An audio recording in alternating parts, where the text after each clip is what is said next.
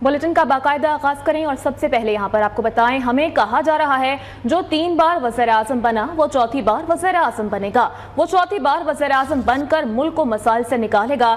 मेरा ये एतराज बिल्कुल नहीं कि वो बुजुर्ग हो चुके हैं, पुरानी सोच और जहनीत को बदलना होगा। 8 फरवरी को पुरानी सियासत करने वालों को सरप्राइज मिलेगा। बिलावल भुट्टो का कोयटा में बलूचिस्तान बार के वकला से खिताब। इस खिताब पर मजीद बात करते हैं। आज़मा बुखारी रहनुमा नून लीग हमारे साथ मौजूद है। बहुत शुक्रिया, आपने वक्त दिया।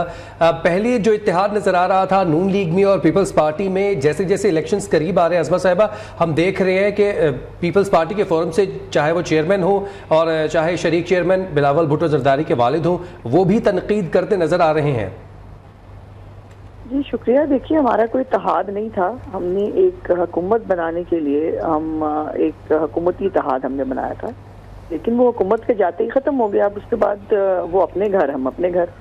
और अब ये है कि चूंकि इलेक्शन आ गया है और शायद बिलावल भुट्टो साहब के पास तानों के और एक तरफ वो कहते हैं रिवायती और पुरानी सियासत छोड़नी होगी, दूसरी तरफ उनके सारे अमाल और सारी तकरीरें पुरानी और जो है रिवायती सियासत की तरह है कि दूसरे पे कीचड़ उछालो, दूसरे को बुरा भला कहो और उससे जो है वोट हासिल करने की कोशिश करो। तो वो उनके तजादात खुद उनकी तकरीरों में नजर आते हैं। कल आसिफ जरदारी साहब ने एक डिसइंफॉर्मेशन जो है उसके ऊपर पूरी तकरीर फरमा दी बलूचिस्तान के अंदर।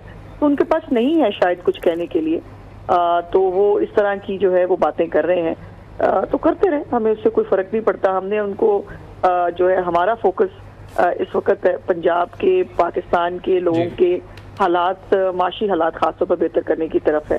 हम ये जो है गाली गलोच की सियासत, तानों की सियासत, गाली गलोच की सियासत नहीं करना चाहती। अज़मा साहब ये बताइएगा, बिलावल भुट्टो ने आज तकरीबन ये दूसरी दफ़ा इस बात को रिपीट किया है कि हमें कहा जा रहा है जो 3 बार वज़ीर आज़म बना वो चौथी बार वज़ीर आज़म बनेगा। इस पर क्या कहना है? और ये तासुर दिया जा रहा है कि कोई डील हुई है।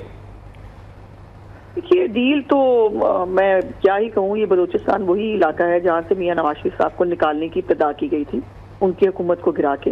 तो वो भी हमें सब याद है, लेकिन हम याद करा नहीं रहे, वो एक और बात है। तो वजीर आजम वो चौथी दफा बनेंगे, 5वीं दफा बनेंगे, 6ठी दफा बनेंगे, अवाम बनाएंगे तो वो बनेंगे। बिलावल साहब कैसे रोक सकते हैं?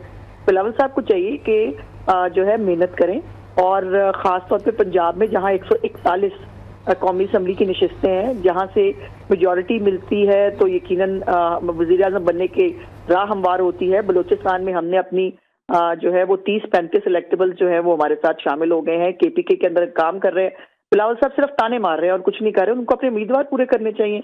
अगर उनको वज़ीर आज़म बनने का शौक है घर बैठ के और जो है उनको कम उम्र देख के, तो वज़ीर आज़म कोई नहीं ना बनाएगा।